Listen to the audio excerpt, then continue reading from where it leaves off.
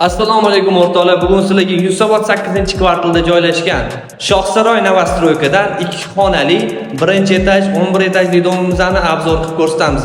Xo'p o'rtoqlar, bu uyimiz 64 kvadrat. Mana bu kirish qismi ko'rayotgan bo'lsanglar, xo'p, bu yerda sizlarga bonus sifatida отдельный вход bemalol podofis qilib olsanglar ham bo'ladi.